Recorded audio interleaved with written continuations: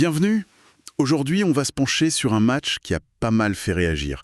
Maroc contre Zambie. Victoire 2-0 pour le Maroc, à l'extérieur, ce qui est bien. Oui, un bon résultat sur le papier. Mais voilà, le chiffre qui saute aux yeux, c'est la possession de balle.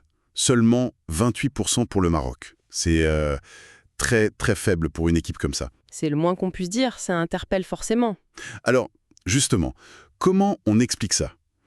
Cette victoire avec si peu le ballon, c'était quoi la stratégie derrière ce jeu très très direct? Certains ont même parlé de match de tennis.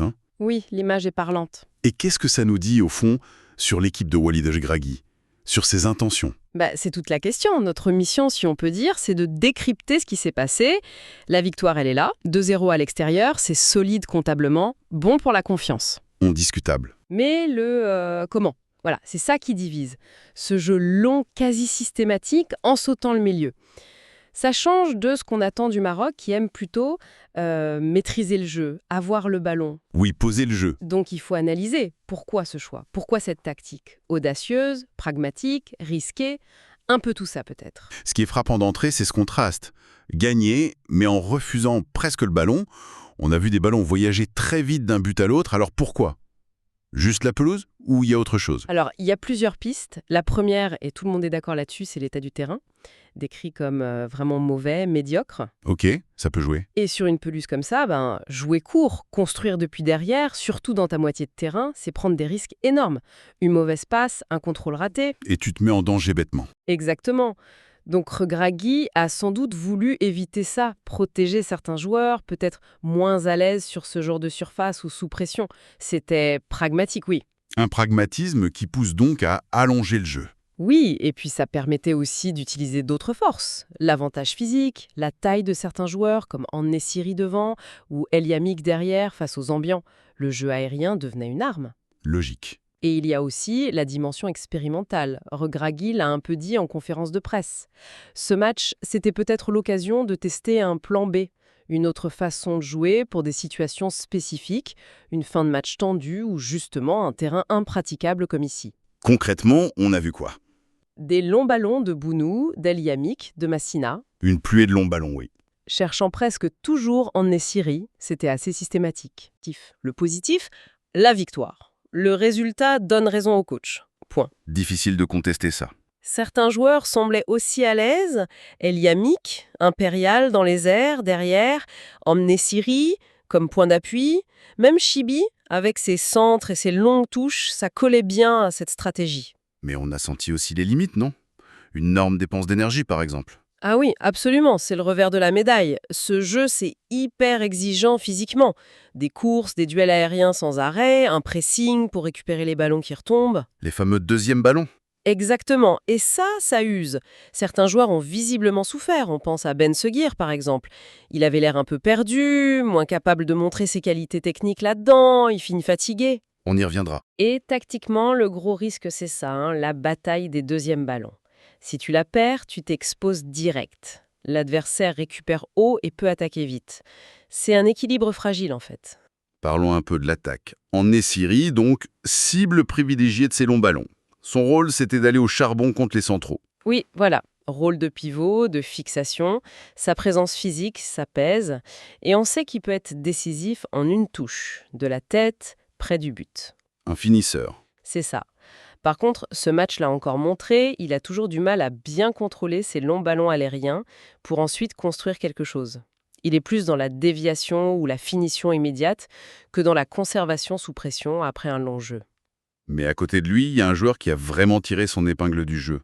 Hamza Igamane. Ah oui, Igamane. La bonne surprise ou la confirmation plutôt. Buteur et très actif. Très précieux, oui. Aligné comme un faux ailier qui rentre dans l'axe, il a beaucoup proposé, il décrochait, créait des espaces, se projetait bien. Et son but illustre bien ça. Exactement. Il suit bien l'action après le duel d'En-Nesyri, il est là sur le deuxième ballon, il résiste aux défenseurs et il frappe fort. Déterminé. Ce qui est intéressant chez lui, et c'est une vraie progression, c'est sa capacité à mieux gérer les duels aériens pour contrôler et remiser. Sur ce match, honnêtement, il a semblé plus à l'aise qu'en-Nesyri dans cet exercice précis. Il a gagné beaucoup de ses duels, c'est à noter. Mais donc Ben Seguir, pour revenir sur lui, clairement pas dans son élément. Non, c'était pas un match pour lui, c'est clair. Ce jeu direct, physique, Ça ne met pas en valeur sa technique, ses dribbles, sa finesse. Il a semblé un peu M-Talf, comme on dit parfois. Un peu perdu, oui. Il cherchait ses repères, il a forcé des trucs, il finit fatigué, prend un jaune, c'est logique, le contexte ne lui convenait pas du tout. Mais malgré ces difficultés, le Maroc a quand même marqué 2 buts. Le premier, il vient d'un pressing haut, c'est ça, hein? C'est exactement ça. Ce but, il montre l'autre aspect du plan de Regragui, surtout en début de match, l'agressivité quand on perd le ballon. Ok.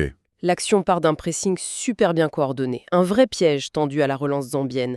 Et c'est Bilal El-Kanous, qui est très fort là-dedans, qui anticipe et intercepte une passe risquée près de leur surface. Belle lecture. Oui, et belle lucidité ensuite pour servir en essérie, qui finit avec calme. C'est un but qui récompense cette intensité du début. Et le deuxième but, celui d'Igaman. Alors là, c'est l'illustration parfaite du jeu direct dont on parle. Ah oui, là c'est presque la caricature. Long dégagement de Bounou, en essérie, qui va au duel aérien, et Igamane, en bon renard, qui est là pour le deuxième ballon. Il a bien suivi. Il a bien suivi, il se bat pour garder le défenseur à distance et il déclenche une bonne frappe. C'est un but 100% jeu direct, ça montre aussi sa détermination. Défensivement maintenant, on a eu l'impression de voir un Maroc un peu à deux visages, comment ça s'est organisé derrière Deguer. L'approche a changé pendant le match, oui. Au début, le Maroc a démarré avec un bloc très haut, en 4-1-4-1, avec un pressing qui impliquait parfois 6 joueurs. Agressif. Oui, l'idée c'était d'attirer la Zambie dans certaines zones pour mieux les presser, une sorte de piège quoi. Le pressing dans Nessiri était d'ailleurs assez malin. Pas juste courir partout, mais orienter la relance adverse, souvent sur signal des milieux. Et ça marchait pour le premier but. Mais après, l'équipe a reculé. Oui, une fois le score ouvert, on a vu le bloc descendre d'un cran, s'installer en position médiane, toujours en 4-1-4-1, mais plus en attente. Plus gestionnaire. Voilà. On est passé d'une volonté de récupérer très haut à contrôler les espaces un peu plus bas. C'est un registre où Sofiane Amrabat est très fort. Après avoir participé au pressing, il s'est reconcentré sur son rôle de sentinelle, de couverture devant la défense. Ça rappelait un peu ses matchs de Coupe du Monde. Oui, À côté de lui, El Ayenaoui a aussi fait un match sérieux. Par contre, El Kanous, qui était si bon dans le pressing haut, logiquement, il a eu moins d'impact quand le bloc était plus bas. C'est moins son jeu. un autre truc tactique qui a surpris, les touches longues, utilisées comme une vraie arme offensive. C'est nouveau ça, non? C'est vrai, c'est assez nouveau ce Regragui, en tout cas de façon aussi systématique. On a vu Chibi surtout envoyer des longues touches directes dans la surface. La consigne était claire. Oui, le schéma était classique, viser la tête d'En-Nesyri pour une déviation et Igaman qui traîne derrière pour le deuxième ballon. Et ça va fonctionner. Moyennement sur ce match. En-Nesyri a eu du mal sur ses duels précis, sur touche. Peut-être le timing ou le marquage adverse était bon, mais ce qui était intéressant, c'est de voir l'insistance du banc. Regragui, son adjoint Ben Pimoud, il donnait beaucoup de consignes. Ça montre que c'est travaillé. Oui, c'est une option travaillée, peut-être encore en rodage. Le potentiel est là. On peut imaginer créer un surnombre près du lanceur, des combinaisons. C'est une corde de plus à l'arc, à affiner. Bon, on a une victoire 2-0, un clean sheet. Mais on ne peut pas dire que c'était tranquille derrière. La Zambie a eu de grosses occasions. Ça interpelle un peu, non?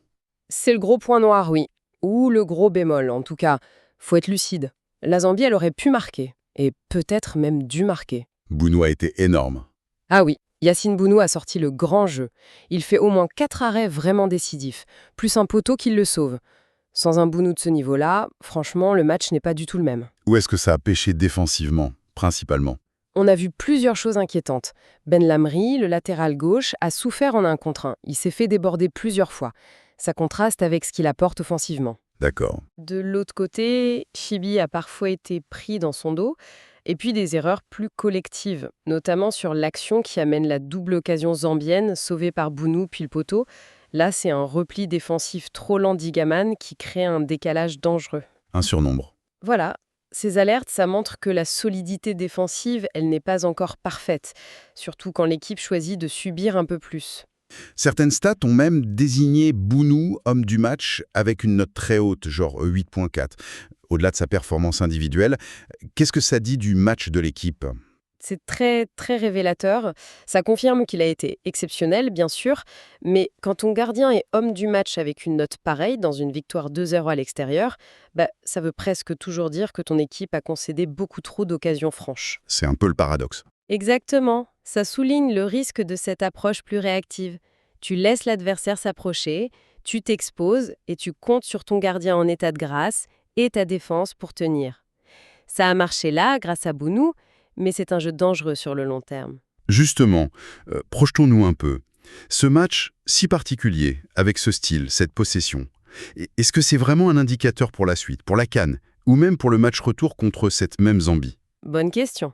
Il faut sans doute relativiser la portée de ce match-là.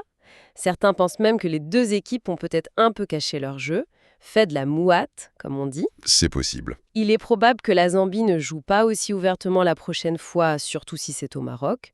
On les attendrait plus en bloc bas. Et inversement, le Maroc ne peut pas se contenter de jouer comme ça tout le temps, surtout à domicile. Ah bah non, c'est évident. Le Maroc favori dans la plupart de ses matchs en Afrique, encore plus à domicile, on attend de lui qu'il fasse le jeu, qu'il trouve des solutions contre des blocs bas, qu'il maîtrise le ballon. Ce jeu ultra direct, même justifié en partie par la pelouse ici, ça ne peut pas être la norme. Ce serait même contre-productif. Exactement. Donc non, ce match n'est pas un modèle pour l'avenir.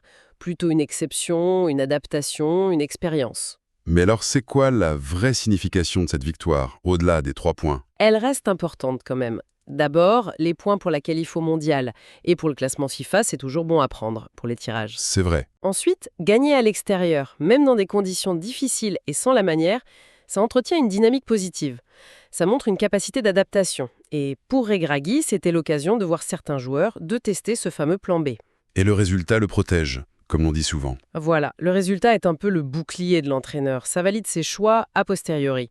Mais il faut quand même garder en tête ce chiffre des dégagements, 43 pour le Maroc et 11 pour la Zambie. Énorme différence. Ça rappelle les matchs de Coupe du Monde contre l'Espagne ou le Portugal. Si c'était compréhensible contre eux, le faire contre la Zambie, même avec l'excuse du terrain, ça pose question sur la capacité à imposer son jeu contre ce niveau d'opposition.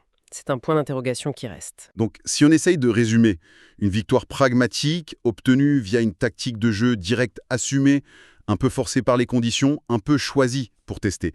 Une efficacité devant, malgré peu de ballons, avec un Igaman qui marque des points. C'est ça. Mais aussi, et c'est important, de vraies alertes défensives bien masquées par un Bounou impérial. C'est une bonne synthèse, oui. Et ça nous amène à la question de fond. Cette approche réactive, directe, même si elle a payé ici, est-ce que c'est une voie crédible pour le Maroc à long terme? Est-ce que c'est tenable contre des équipes plus fortes ou en phase finale où chaque erreur coûte cher? Ou alors, est-ce qu'on met juste ce match dans la catégorie adaptation ponctuelle? Une réponse pragmatique à des circonstances uniques, terrain pourri, adversaire plus joueur que prévu, et il ne faut pas en tirer trop de conclusions. C'est toute l'interrogation, oui. Et ça en soulève une autre, peut-être plus dérangeante.